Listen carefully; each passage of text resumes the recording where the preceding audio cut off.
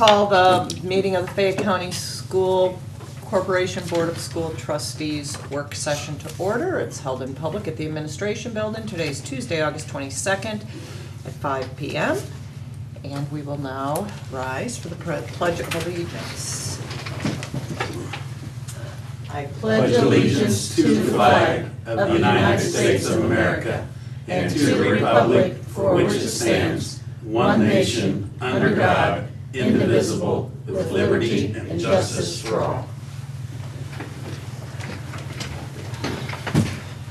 Okay, I'd like to entertain a motion to approve the agenda as submitted and amended. I so move.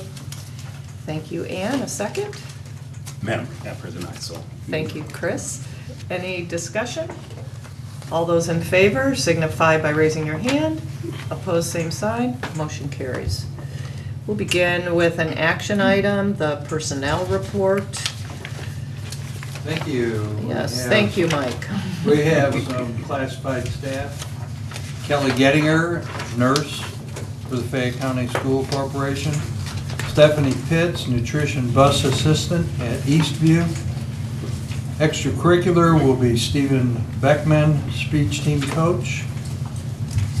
Kathleen Boyer, art department chair at the high school. Stephen DeGroat, freshman football coach at the high school. David Hobson, industrial tech department chair at the high school. Adam Keene, assistant varsity football coach at the high school.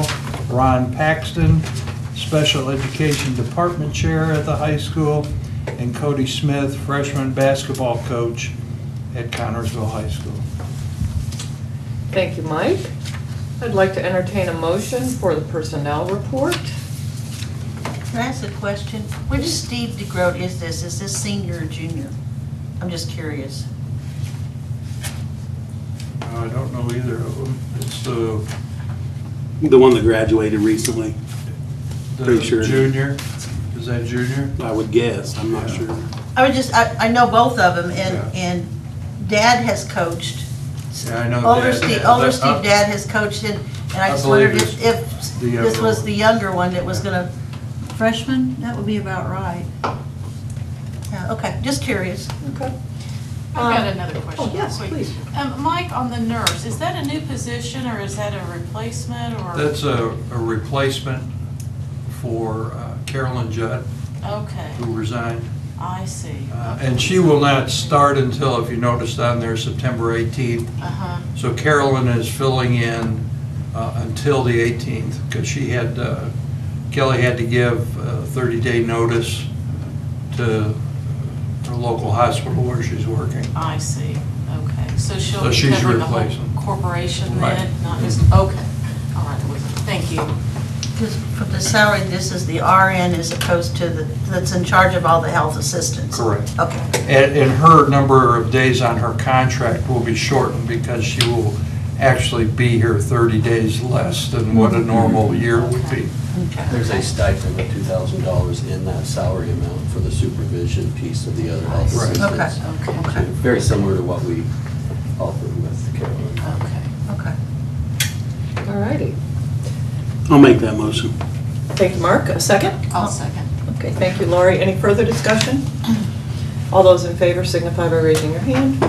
Opposed, same sign. Motion carries. We'll now go on to a discussion item, the policy 3.25. Scott. Thank you, Ms. Jacobs. The state has provided some guidance with the teacher appreciation grant money for this year. I did share some background with you previously. We are required to have our first read tonight, and then we are planning to have our second reading and board action on the September 12th because we have to submit this by September 15th, so they gave us a very short timeline to accomplish this.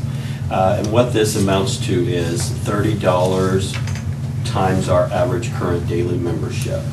And Janie's working on getting clarification on that, but this payment won't take place until December.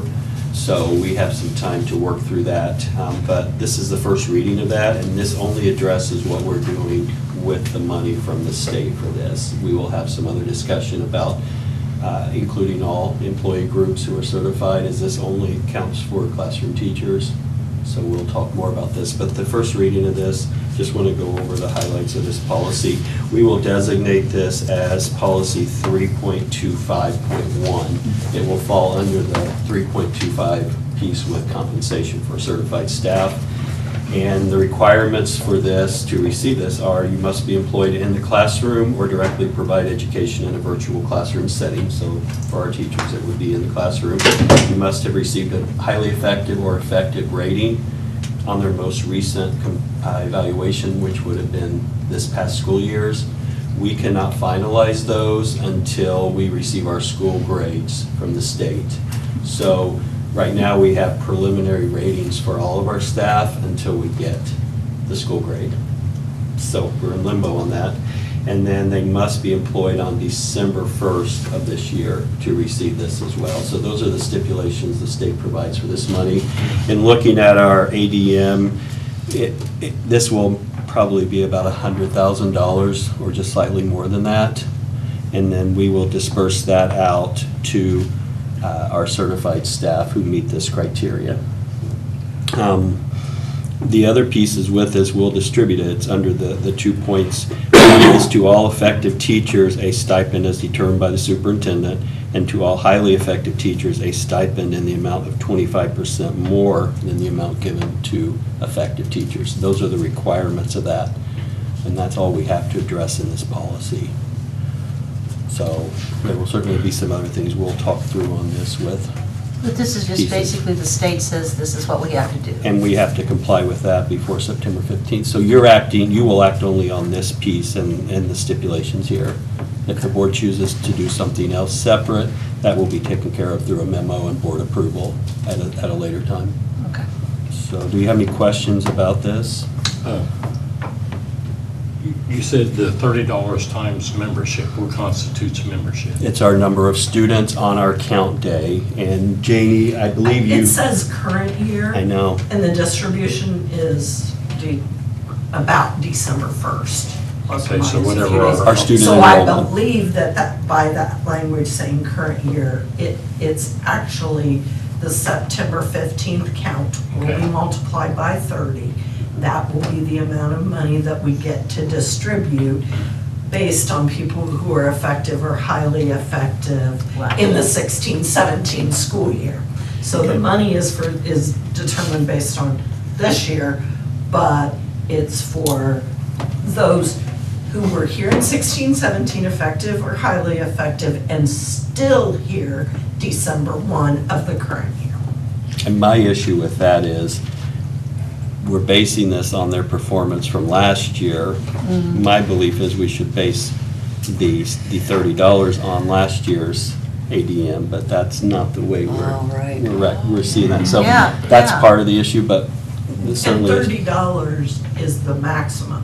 So Right. if you add up all of the ADM of the state for the schools that approve the teacher appreciation grant and divide that into the general fund allocation, and it equals $28.16, we'll get $28.16. They won't overspend the appropriation. Well, not to belabor this, but so the 25% distinction between the highly effective and the effective teachers, is that based on $30? or- Yes, that's only this pot of money that the state contributes to each school. So the district. highly effective get 30 and the, That's ADM. That's It's ADM. So if- This is an algebraic. I know it's a big Algebra, algebra problem. I know. So for a That's what I non, was for, thinking. Janie You gotta can figure out the 25% explain it really well, over, but make sure you if have our- enough if for our- the other ones. right, if our ADM is 3,400 Yeah. students, we take 3,400 times $30, and that comes out to about 104,000, approximately 105. So then we will take our number of teachers divided into that, but it's a formula Janie has to run with our teachers who are still here on December 1st, who were effective or highly effective last year.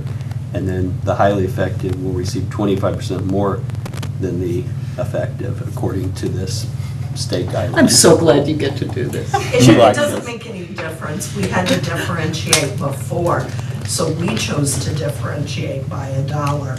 So one employee gets X, and a highly effective employee gets X plus $1. It's just an algebra problem, and, So you know, glad you it just did plugs that. into my giant spreadsheet. I have until I've used up I'm all so of the glad money. you're doing this. So- This is beyond, This is like a word problem. If Yeah. so-and-so gets X. Oh, no, I couldn't so-and-so do a else word problem, I can do a math problem.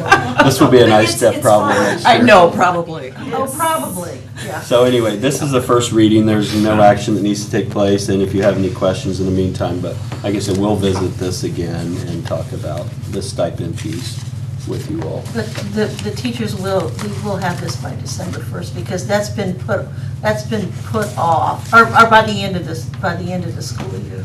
Well, the complication becomes, when do we have the results for the final evaluation for our teachers, which is the school letter grade?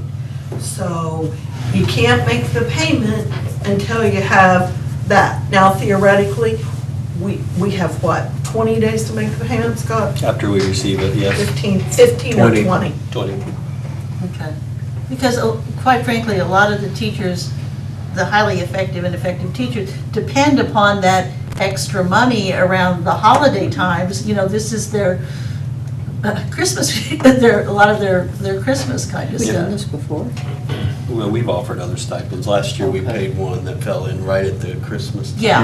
The holiday Well, it time. required the final evaluation, and last That's year it. it was huge. But this year, this past year, as a part of negotiations, they did not want a stipend. They wanted all of it pushed to the base.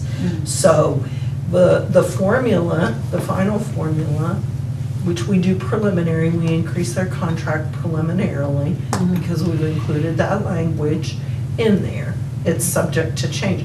But there's no difference between effective and highly effectives compensation that goes on to their base. They did not want a stipend this year. This would be the only stipend that we receive unless something else were done as a part of the negotiations this year. Yeah. Okay. So if all things happen as this, if we get the school grades and we get those final ratings and the state provides us the money, we will pay it out within 20 days of that for the policy. Okay. There's a lot of ifs with the state, but You think? Janie will make sure we get it out in a timely manner once we have it. Anyway, that's all I have. Okay.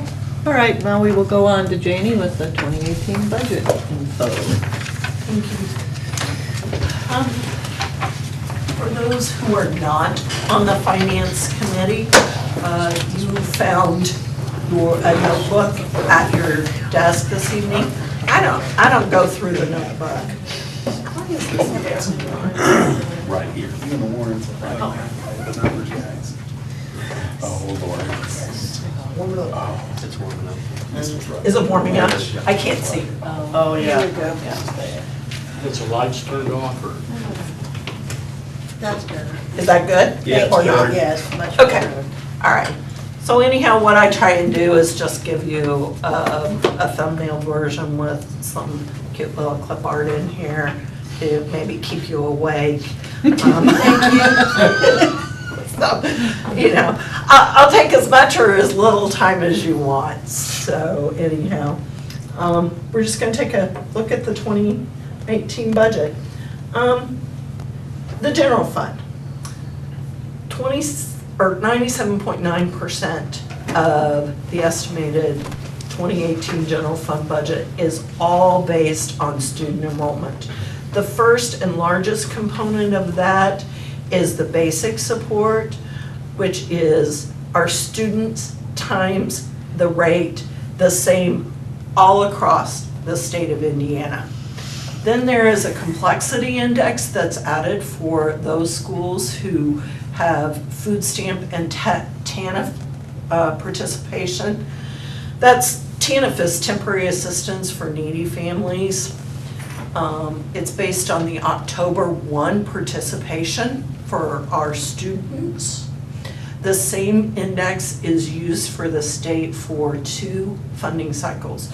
So the percentage for this year will be the same percentage in 2019. Jane, is this the food stamp, are these the children that get textbook assistance and the free or reduced price lunch, is that Yes. complexity It index? is. Okay. Those students qualify for free under direct certification if they have TANF and food stamps. They're called what's direct certification. Those come as free lunch participants, and they automatically are eligible to go on the list for free textbooks. The next funding component that's a part of the general fund that's based on enrollment is special education. You also have career and technical programs. One grant we used to receive was a remediation grant from the state. We no longer receive that remediation grant. However, we continue to build money into the general fund expenditures to allow for remediation at all of our buildings. It's not a large amount of money, but it is some money to offer after-school tutoring, some additional support towards the testing time to get those students on track. Some changes over the past few years. You'll see any of the items in green are a change to the positive where the funding has gone up. In 2018, the basic grant goes up to $5,273 per student. Academic honors, that's based on our seniors from last year. We will receive $1,100 for those who did not qualify for free or reduced lunch. For those that qualify for free or reduced lunch, we receive $1,500 per student. Special education, the severe disability is having a slight increase of $176. Moderate, communications, and preschool all remain the same. That is special education preschool. The career and tech funding is based on the labor market need and the earning potential of those positions. So you might have a low wage, low need, high wage, moderate need. So there are various levels that are determined for the participation in the programs based on that. The full-day kindergarten, there used to be a full-day kindergarten grant. However, in 2016, they said, if you offer a full-day program, you're going to count your kindergartners as one, and they will receive the same funding as a first grader or a third grader or a senior. The complexity index for Fayette County is dropping for 2018 and 19. We're going from 33.45% of 3539, or $1,183.80 per student, down to $1,021.71 per student added to that basic grant. Some of the more affluent schools a couple of years ago said, kids in poverty, they don't need more money. And they are, some of the schools close to Indianapolis, and they had the ear of some of the legislators, and they said, well, we'll bump up the basic funding, and everybody wins by that, and we'll reduce the complexity index. So some of the Zionsvilles, if you will, are making more money by that going up because they had a very low complexity index. We are still seeing an increase, but our increase is much smaller than we've seen in other years where we've received money. Other revenue sources, we have a summer school, they have a summer school grant. It's based on our expense. You have to have at least 15 kids, average, in your classes. And they say, okay, tell us what the salary is for those teachers and instructional assistants. And then we will give you up to 105% of the cost of those salaries. So if it's $100,000, we might get $105,000. Well, please keep in mind that that still does not cover all of the cost because teacher retirement's 10.5%. Medicare and Social Security 7.65%. We get 105% of the salary only. we continue to offer summer school because our kids need it. Now, some of them don't like to come very much and we struggle with the enrollment numbers, but we have been able to continue to support summer school, that additional cost that is not funded out of our general fund. We also offer adult basic education programs. A portion of that is through a grant in the general fund, and a portion of it is from the federal government, a grant. So we do receive some funding in our general fund for adult basic ed. $130,000, $140,000 a year is what the recent average has been for the general fund. The performance pay or the teacher appreciation grants we just discussed come into the general fund and are paid out of the general fund. We also receive a little bit of interest income, but that's not a significant amount. These are part of the 2.10% that's not based on student enrollment. All of these things together represent that 2.1%. This is a pictorial of our ADM, and it kind of very pointedly shows our decline in enrollment. You will see in 2008, our ADM, keeping in mind back at that day, kindergartners were counted as a half, was 3,887.12. Our estimated enrollment for 2017 is 3,025. So on the surface, it looks like we have lost 562 students during that time. Down here in the bottom corner, You said 3,025, is it 3,325? 3325. 3325, I'm sorry, 3325 for this year, losing about 562. But if you consider the 148 students that were counted as a half here, we are down right at 700 bodies from 2008 to 2017. That's a lot of kids. So not to derail your presentation here, but really quickly, in 9 years, that many kids, do we know why? Is it people not happy? Are they going to homeschooling or are they leaving the community? That's pretty much, okay. Jobs, it's just the loss of jobs. Okay. Visteon closed, that's had a domino effect. It's a lot of people, I believe, stayed here and drove, but more and more people are moving on. And I think our birth rates have dropped. Yeah. We're seeing that trend as well.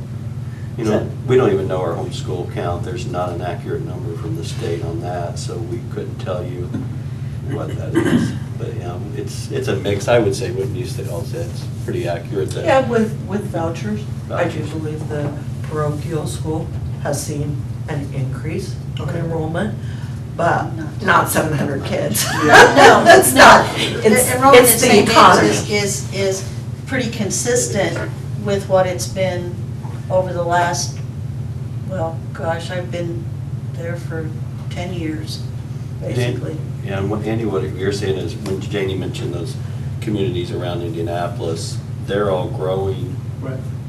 Some are growing by 1,000 kids a year because it's that movement of people to the metropolitan areas where there are jobs. Yeah. And so that's what we're seeing, a lot of people moving just for the jobs. Well, like Hamilton Southeast is just, 1,000 students a year. yeah, they can't keep up.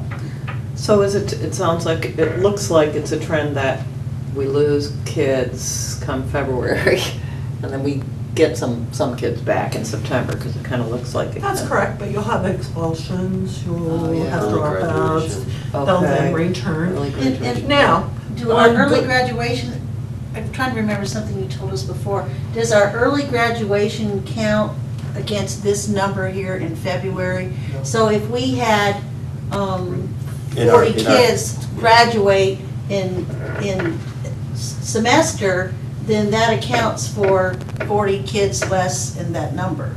Yes, we used to have one count day, you'll see the years along the bottom here. second Friday after Labor Day, no matter what.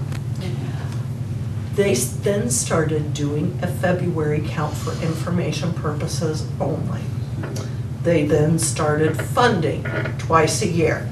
Half of your year was funded on your September, half on February.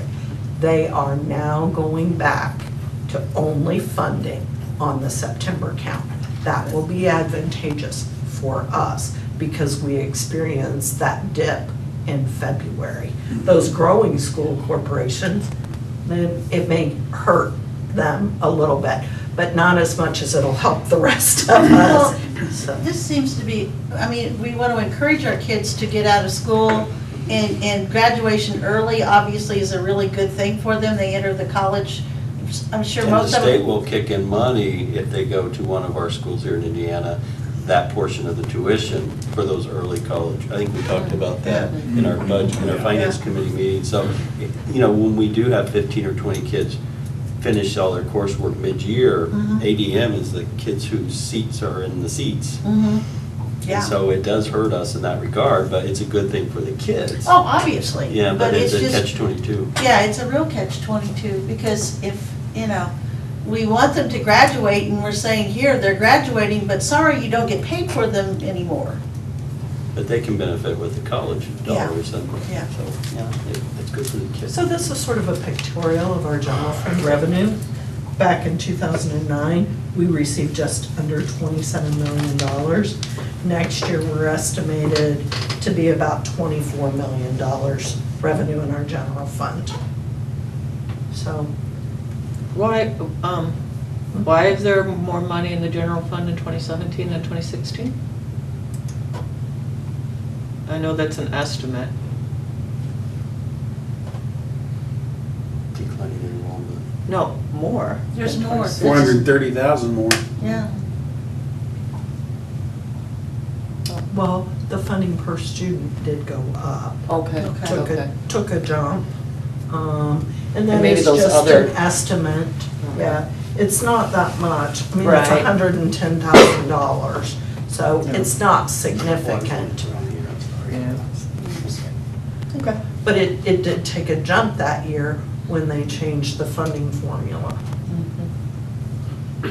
Our general fund expenses, 87 to 91% of a school corporation's general fund expenditures will be related to salary and fringe benefits. We're in the business of providing a service. We're educating students. Anytime you're in a service business, the majority of your salary or your expenses are going to be salary and fringe benefits. Now, I will tell you, what doesn't count in salary and fringe benefits are some of the items that we used to be able to hire that we now have to contract out. One of our psychologists is contracted out. OTs, PTs are generally contracted through an agency instead of being employees of the corporation. So that expense shifts from salary and fringe benefits actually to purchase services. Here it kind of shows we're right about 88% for salary and fringe benefits estimated in 2018. The cost of health insurance is increasing, as it is everywhere, and that increases that red bar that represents the fringe benefit cost. So here's a historical of our general fund appropriations. Back here, these really high numbers included some federal stimulus dollars that we received that helped support the general fund at a time when the state was making cuts to our funding.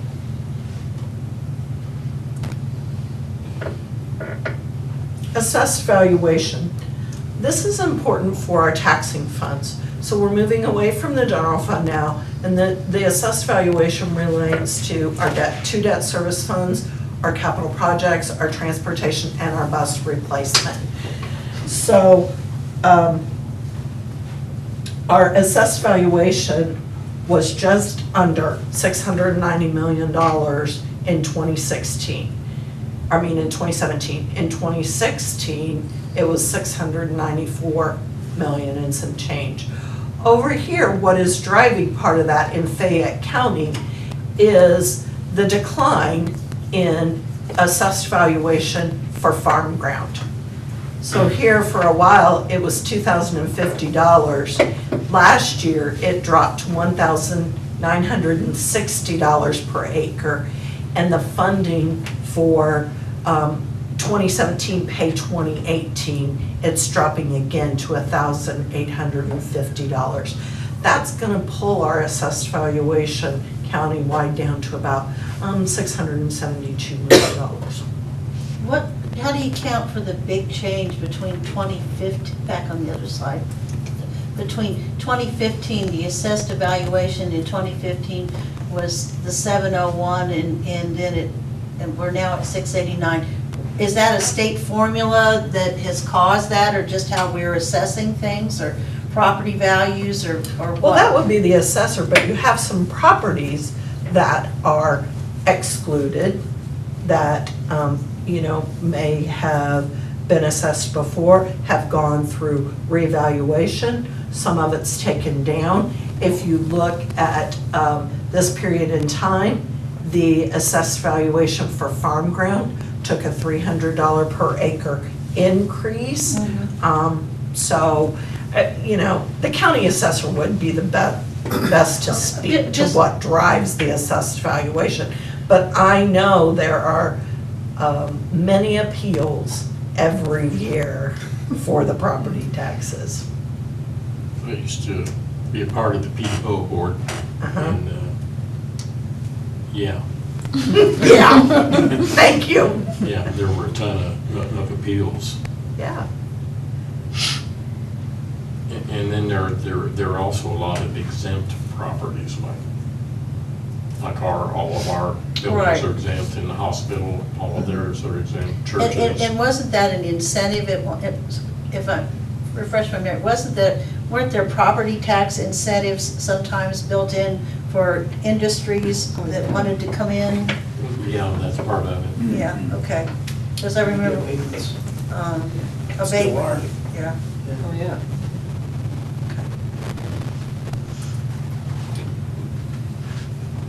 This is a pictorial of assessed valuation, again, with 2018 currently estimated at $672 million. The first taxing fund is our debt service fund, which obviously we've been having a lot of conversation about it, talking about keeping our debt level with a new bond issue. We have the QZAB of 2013, which will have a final payment in June of 2018. That's the debt that's going to roll off, that we are hoping to add new debt to keep those payments consistent, to do some projects. We have a common school loan for technology. Our final payment for it will be in 2019. We have a QSCAB of 2009, which the final payment is in December of 2020. We have the middle school lease, which had a really long repayment schedule. It does not pay off until December of 2026. Is this from the renovations back in 2003? Yes. Holy crow, how did that happen? That doesn't make sense to have that service. Even I have a 15-year mortgage. I mean, that's. Was it just It was a low? it was to keep the keep tax rate low. Yeah. Okay. The whole property tax process was a lot different. It's changed over the years since that bond was issued. And there were no circuit breaker caps during that. I believe from what's been shared, your board during those times had a philosophy that they really did not like debt because it added on to the property tax rate somewhat in an unlimited fashion, if you will. You could have set that really high and you would have had a high debt service. We would be feeling the ramification of that today, though, by the circuit breaker caps. So while at that time, yeah, a decision could have been made for higher annual debt payments, but now we would experience greater cuts due to the circuit breaker because You know, if your house is $100,000 assessed valuation, your property taxes are gonna be capped at $1,000. If they're calculated at 1,800, that's just $800 that the taxing units that make up your tax bill share in proportion to their share of the rate. So that's Well, it- another math problem. So it was a philosophically different situation back in 2002, 2003, and that just, It was keep the tax rates That made it low. palatable, right? Yeah, To do all that renovation. yeah. so that's how you got the renovation done. You wouldn't have probably got it done Well, and otherwise. that was a huge issue at the time, those many meetings as to what we should do with that building at the Yes. time. But Yeah. that's just such a long-term situation. It is. We have proposed new debt in mid-2018 that will go to 2021 to replace the QZAP, making our total 2018 debt service appropriation $1,981,441. In addition to these debt service obligations, we are able to include what the state does not fund for free and reduced textbooks. We also add $8,000 in just in case interest, in case the property tax payments would be delayed. We build that in case we would have to do a temporary borrowing. Basically now, that's a roll from year to year in that we don't use it this year, that cash remains in the fund and basically covers the cost of that for the next year, appropriating it the next year. With all of our bond issues, we have some administrative costs that we pay US Bank and Bank of New York Mellon, about $2,500 to make our bond payments annually. These show graph of the debt service. You'll see we're fairly consistent. While it looks like wild swings, it's really not very much money difference between the years. We have the pension debt.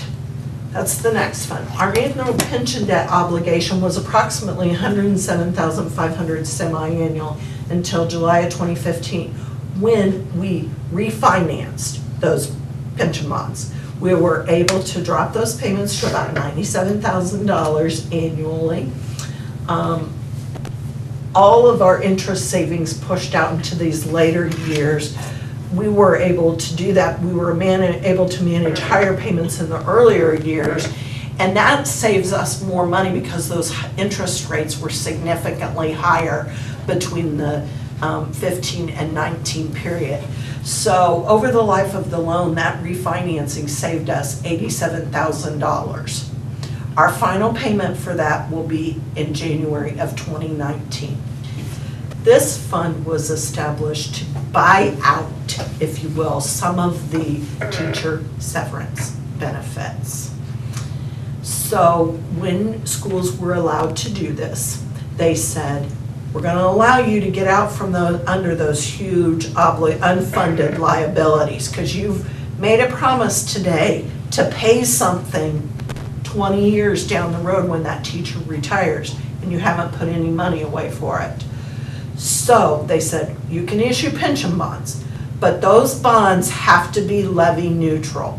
So what happens is we work our budget, and if our amount is $97,000 that we're having to levy for, when the DLGF works our budget, they'll go, tell me which budget, transportation bus replacement or capital project, you're gonna cut $97,000 out of to make your levy neutrality for this fund. Anybody follow me there, or did I just lose it? Yeah, in other words, you have to have the money there, period. And But you cannot penalize the taxpayer by adding it to this No. and to another fund. yeah, exactly. Okay. We identify transportation capital projects and bus replacement in the resolution that'll be presented to you. Generally, we've been able to take that out of bus replacement, but we do have those other funds available by identifying all of them in the resolution. the debt service funds, the rate is determined by the need. So whatever the need is to satisfy your debt, that goes into, the assessed valuation goes into it, and it says you're gonna charge 49 cents, so. Capital projects. This is for the purchase of equipment, technology, building improvements, maintenance of equipment, lease obligations for copiers, software, some professional services, sports facilities. The caveat on sports facilities is it cannot exceed 5% of the levy. So for Fayette County Schools, that's plus or minus 150 grand. That's it. You cannot say, but we want $300,000 for sports facilities. You can't have it. It carries a cap within that capital projects fund. Can that be rolled from year to year? Like, so if you have 5%, it's roughly 150 this year, and we spend half of that, can you roll it to next year? You are not supposed to unless it is an actual encumbrance and you're waiting for an installation. Okay. So for example, say we do a sound system upgrade at the high school gym. And we take that out of capital projects and we issue that purchase order in early December and the work is to be completed in January. I cannot arbitrarily roll it, but if it is on an actual work in progress, it can roll from year to year. Okay.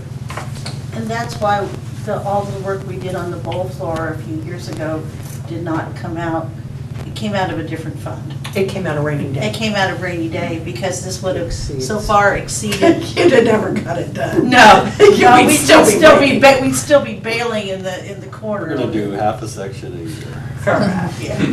But this is what covered the new concession stand? Well, Part of it. and rainy day. Yeah, okay. So, yeah. This is what's called a rate cap fund. The state says, okay, your maximum rate for capital projects plus a factor based on 2005's calendar year distribution, you can use that for utilities and property insurance. So our rate for 2018, I've already been told, is 0.4192 times our assessed valuation. In the capital projects, that 2005 amount, that 3.5%, allows us a utility allocation of $847,117. So we take that much of our utility costs out of capital projects. If we do not use it for this, you don't get to use it for other capital projects. You either levy it for this or you don't get it. So there's no flexibility as far as those funds. You are either concerned. levy it for this, or you can levy it for property insurance either. But if you choose not to levy it, you cannot get that rate pushed to other projects. So we always levy for it. Sports facility, again, is 5% of the levy, which is about $150,000. The capital projects is really where the finance committee spends most of their time on the budget. You know, debt is what it is. But on the capital projects, all of the finance committee meets with most of the directors and principals to discuss their needs and requests. We meet with the maintenance supervisor to discuss his request. In your booklet, in the capital projects section, is a draft summary that includes all of the requests. But as you work your way across the page, after you see the description, you'll see proposed bond issue, you'll see possible rainy day, and then you'll see the proposed budget for the capital projects plan. It is a color-coded document with a legend at the bottom of the last page for you. Transportation fund is for all of the operating costs of transporting the students.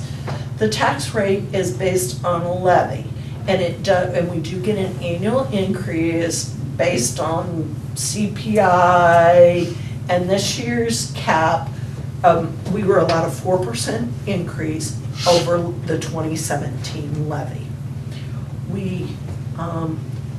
are one of the few school corporations where we are able to provide transportation to all of our students well within our budget. But we do levy at the maximum amount because that's where we've been able to transfer money from the transportation fund to the rainy day fund. If we don't levy it at the maximum, all it does is that circuit breaker amount is reduced.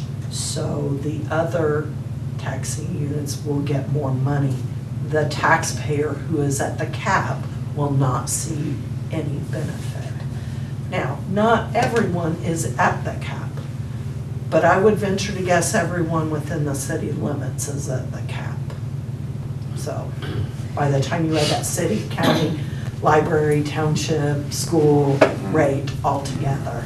Not to throw a wrench in your wonderful telling here, but at one of the workshops we went to, I don't remember which one it was I went to, where they talked about how they're going to possibly change all the funds next year. We're gonna get to that. Okay, good. We're gonna have a brief conversation. Okay. Yes. We also have the bus replacement fund.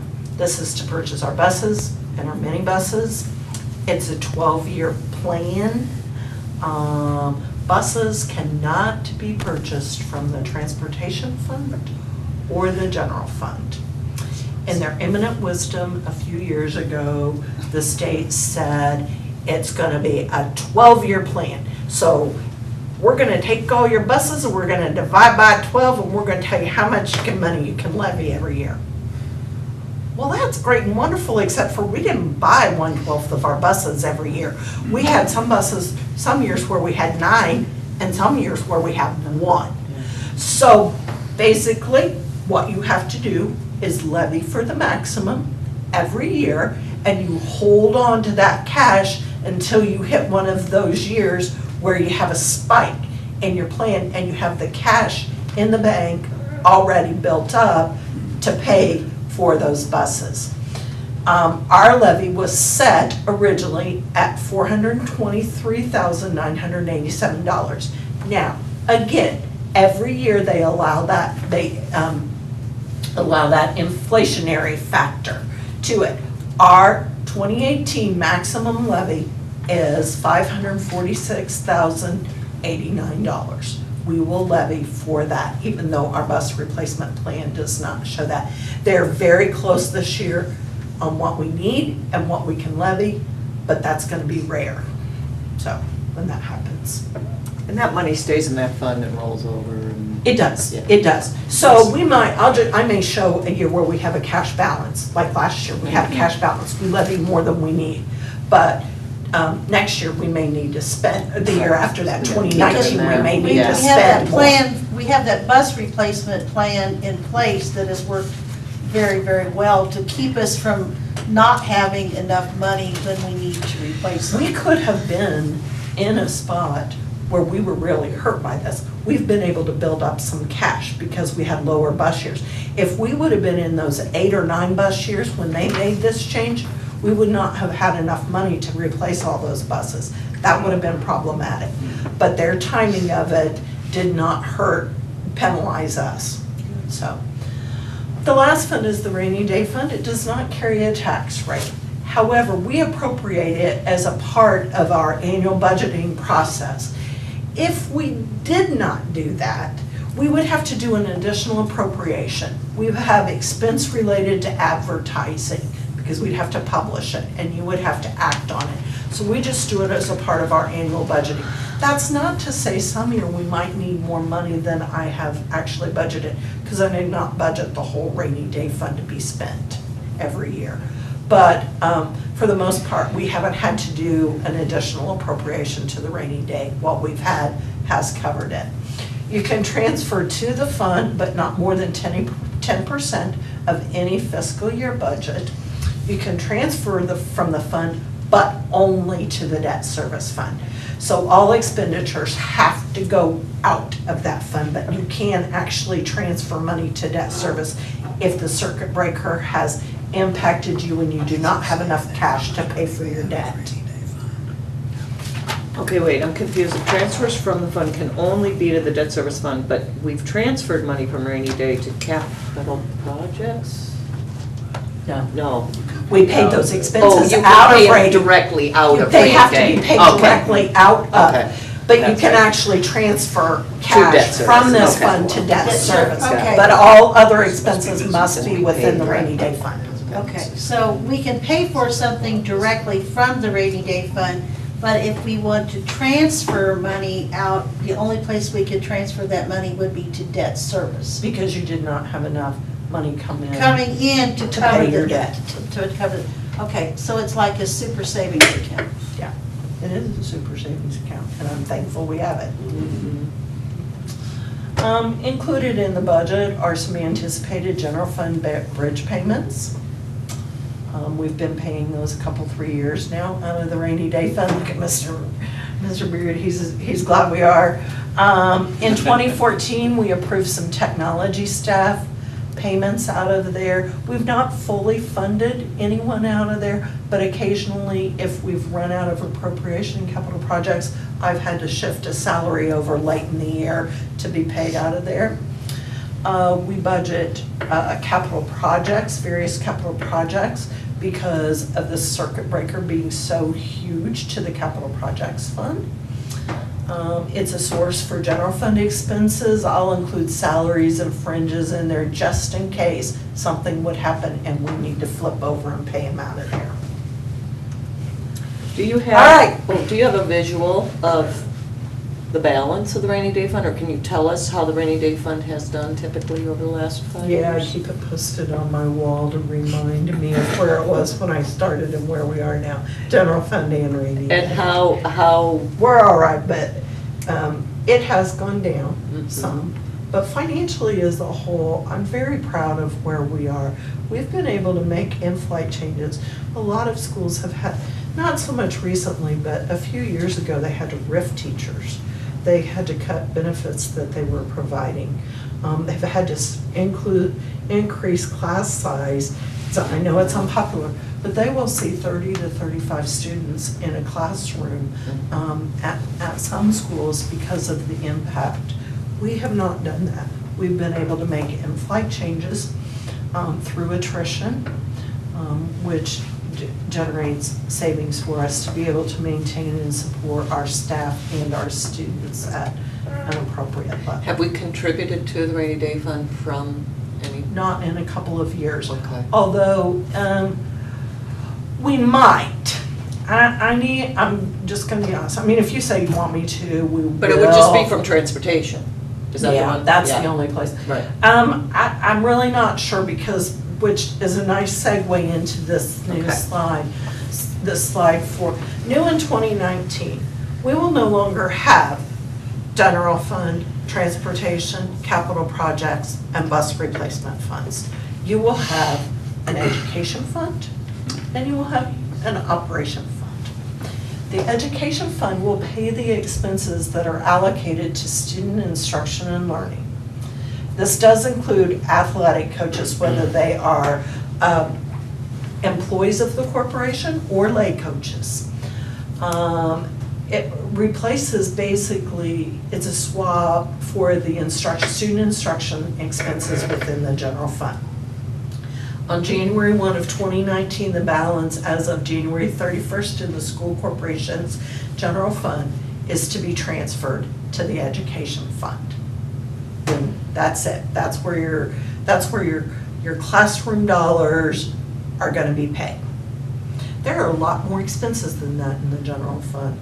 A large piece of it would be like custodial maintenance. That's gonna shift over to this operation fund, along with capital projects plan, transportation costs, bus replacement.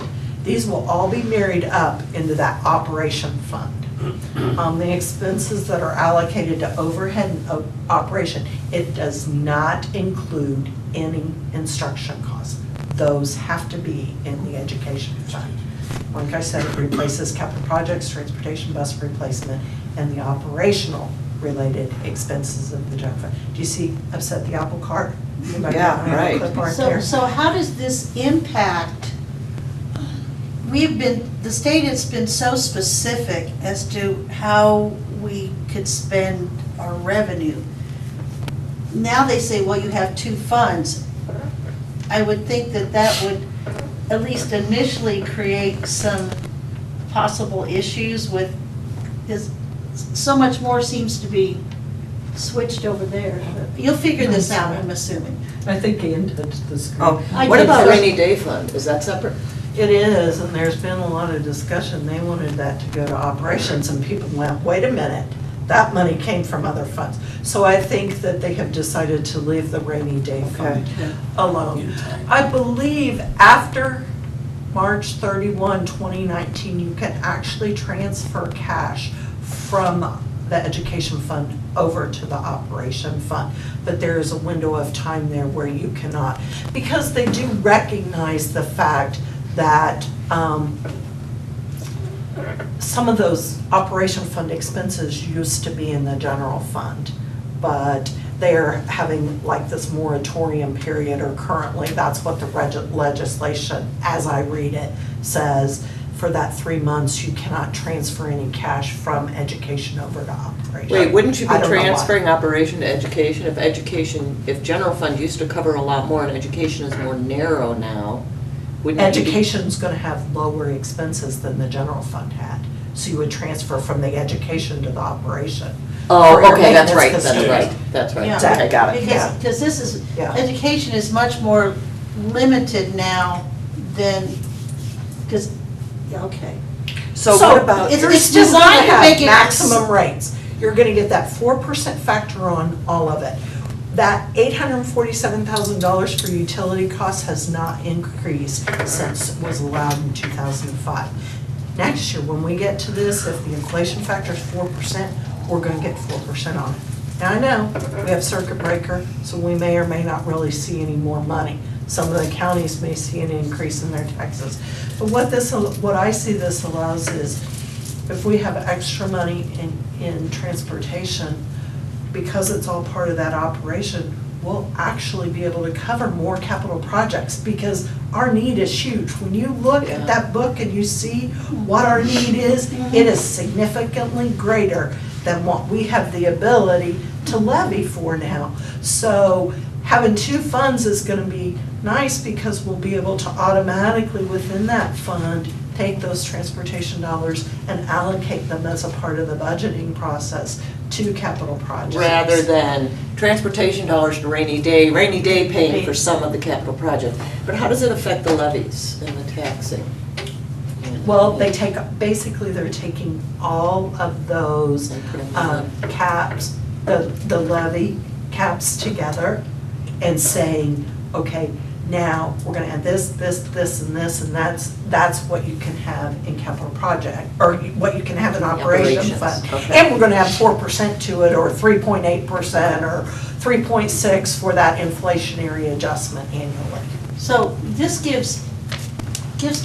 really gives us a lot more flexibility than what we have now. If you have leadership with integrity that makes sure that they do not, oh, we're just gonna stop transporting kids, or we're gonna cut down how many buses we do, and we're now gonna use that money for capital projects so we can build a field house, then I get where you're going with it. yeah. Yeah. So long as your people are judicious and they make sure that they look at your bus replacement plan. You know, we need to look at our bus replacement plan. Do we really need 65 buses? The answer to that may be yes. The answer to that may be no, because we can drive a little bit faster since we're down 700 students. We're not stopping at as many homes. But we're not gonna do that so that we can increase our capital projects. But that's kind of how we ended up with circuit breakers, because some schools built really large football stadiums that they added debt, and the taxpayers were in an uproar because of how much they were spending. And so when you had that was the start of the end and the circuit breaker caps, so. So I think that was what you were asking about, these two new funds? Yep. Yep. In addition to that, the federal government's meddling also. How do you like this part? Because this is how I'm feeling about all this, just in case you're wondering. There's Beginning in July 1 of 2018, every expense we have is going to have this 4-digit school identification code on the end of it.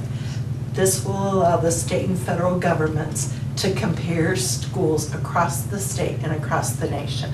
My personal objection, which I get to interject, is nowhere is there a differentiation of this school provides life skills, it has a Head Start class, it has a preschool in it, it has the severe and profound students in it.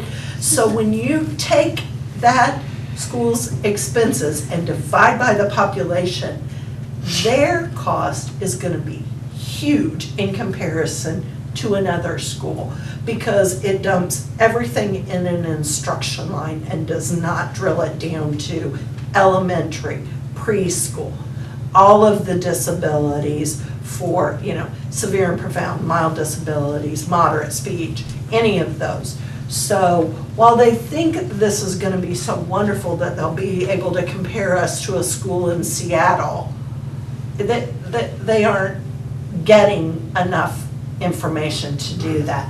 So just to give you an idea, every cost, every building, certified staff, classified staff, certified FICA, classified FICA, TURF, PERB, insurance, certified, classified, life insurance, certified, classified, long-term disability, certified, classified, workers' comp, certified, classified, purchase services, supplies, equipment. And this list isn't inclusive, because in an elementary, you may have salaries for full-day kindergarten, that's a different number. Elementary, a number for each one of your special ed disabilities, including speech. So our financials that are they're 114 pages, our appropriation report a month now. When I add a cost center on for every building, for all of those, they're gonna be huge. If somebody hits a wrong number when they're inputting this and you get charged for an appendectomy that you never had and you have to prove that you didn't have it when they miscoded on a medical situation. So this is just right for all of this kind of stuff. Well, the buildings, for the building level purchases, they only have access to their cost center. Like the high school can't enter something for Maplewood. No, but they could make a mistake in the entering of the code, which would be. Which it goes to the principal for review, and it hits my desk before any purchase order is issued. Cool. So there are layers. Payroll, I go through all of the accounts at the start of the year, which has been pretty labor intensive this year since we had a lot of people change buildings and people coming and going. It'll be even more so going forward. And then every payroll I review that list also and keep it in a notebook. So I'm not saying we won't make any mistakes, but we do have layers of internal controls built into our processes to try and identify them earlier. So do you have a software system that's gonna help you enter this data and make things much, or is this gonna be very labor intensive from here on out? We will have to enter all of the accounts to begin with. Okay, but I mean, is this like a weekly, monthly thing, 90 day? No. or just one? Once we get it built, the front end is building it. Well, where the harder part will be is though every year when the Title I grant gets a new number. Like this year it's 4117, next year it'll be 4118. The hope is we'll be able to copy 4117 to 4118 to set up the accounts. We will have a lot of linking on the fringe benefits in that we will say this account number links to this FICA, links to this health insurance, links to this long-term disability life, blah, blah, blah, blah, blah. We will have a lot of that. We have a lot of account to build, and we have a lot of automatic posting to build for payroll. Yeah, I wasn't real sure in the health field with specifically state and federal insurance, Medicare, Medicaid, they switch over to ICD-10, and they've also started to develop something called MIPS, which seems like it's very similar to this ESSA. So what they do is, it's very detailed information they want. So if a diabetic patient comes in, you have to code whether you've dilated them, what kind of retinopathy they have, what level of retinopathy, which eye, what's their race, what's their age, what's their sex. I mean, all of this stuff, but our software does all that for us. So we just enter the demographics and we just point and click, and we can do certain things, and it'll populate all that for us, and then we report that to CMS, Centers for Medicare and Medicaid. But I just didn't know how similar this would in terms of data collection. This will be fine when we get it done. Okay. It's the Once it's building set up, up yeah. piece because we're not to this rich level. We have some information by building, but not all of this. I'll have all of the health insurance for elementary teachers goes to one account. Yeah. All of the health insurance for middle school teachers goes to one account. That, for the elementary, it's gonna now have to be broken back by building. So it's gonna be a big process to build, and then it's just new grants will be the maintenance issue. So, What's going to become, this is an awful lot of data. Have they given any reason why they want this, other than to compare a school in Seattle to one in Connersville, Indiana, which is like apples and oranges? well, I think it'll be tied to performance data also, because all performance data is tracked by school number also. So Maplewood's an A school and their cost per student is X, and Maplewood in Seattle Public Schools, they're a C school and their cost per student is this. It will, that 4-digit school code will link all data together. That's nuts, because you can't buy a lot for what you can buy a house for in Seattle. Yeah. Every time I sign something and it says Federal Paperwork Reduction Act, Yeah, I Yeah. just chuckle to myself. Whose paperwork is being reduced? Yeah, that might, but that, you know, it's just, just giving you state changes, federal changes, and there you go. So, You're on that tightrope, huh, Jamie? and- Thank you. Yeah. So, does anybody else, I mean, we've had good conversation going along. Are there any other questions? As you, well, if you have questions about the budget, we'll have a presentation in September, or Mr. Collins, I think, wants you to email them to him, and then I'll respond as you go through it. But the bus replacement plans in here, the capital projects plans in here, these are all of the mandated forms that we have to prepare for the state. You do a fantastic job of this. This is, for a non-accounting person, this is just fabulous, and thank you for putting it together. What's this gonna look like in 2019? Is it gonna be You know, now it doesn't put any of the cost center data on it. It's all behind the scenes, the little bit that we do by building level. So I really, if we won't have any of the cost center, and you may just have education fund, operation fund, and the two debt service funds. So Well, maybe that that may brings- actually be smaller. wow. You'll still, I believe will still be required to prepare bus replacement plans and capital projects plans as a part of that operation fund. We should. Yeah. We Sounds should like hold the us state accountable. does, for once, or once in a while, giving us some flexibility. Yeah, they're pushing it to the local level. So That's a good thing. I feel like it's a good thing. It will help Fayette County schools. So, Sometimes I feel like we had to rob Peter to pay Paul when certain things came up. And, you know, we have it's like you have the money, but you can't get to it. Well, thank you, Janie. Okay. Thank you, Janie. Thank you. Right. That being said, I will entertain a motion to adjourn. Motion. Thank you, Andy. A second? Thank you, Chris. Any discussion? All those in favor, raise your hand. Opposed, same sign. Meeting adjourned.